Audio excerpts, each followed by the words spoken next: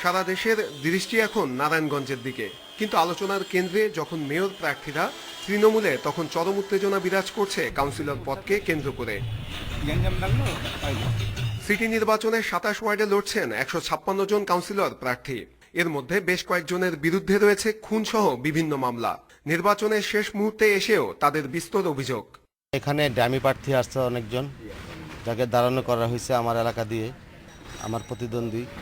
তো ওনারা ওই প্রার্থীগুলা ওনাদের যে পুলিং এজেন্ট বাড়ানোর জন্য এই ধরনের গেম করছে। সরকারি দলের লোকেরা চাচ্ছে না ভোটারের উপস্থিতি বাড়ুক। তারা বিভিন্ন জায়গায় গুজব ছড়াচ্ছে, কেন্দ্রে মারামারি হবে, কেন্দ্রে লুট হবে, জনগণ যেন ভোট দিতে না যায়, এবং তারা কেন্দ্র লুটপাটের জন্য চূড়ান্ত প্রস্তুতি নিয়েছে। রিটার্নিং কর্মকর্তা বলছেন, যাদের বিরুদ্ধে মামলা রয়েছে তাদের রাখা হয়েছে কড়া নজরদারিতে। এরই মধ্যে ২৫ কাউন্সিলরকে বিভিন্ন অভিযোগে জরিমানাও করা হয়েছে।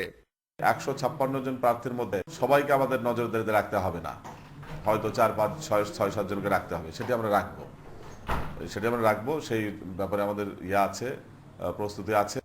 ১৭৪টির মধ্যে ১৩৭টি কেন্দ্রকেই ঝুঁকিপূর্ণ বিবেচনা করছে নির্বাচন কমিশন। আইন শৃঙ্খলা পরিস্থিতি স্বাভাবিক রাখতে ২৩ ডিসেম্বর পর্যন্ত ২৭টি ভ্রাম্যমাণ আদালত কাজ করবে বলে জানিয়েছে জেলা প্রশাসন। নূরে আলম, ইন্ডিপেন্ডেন্ট নিউজ, নারায়ণগঞ্জ।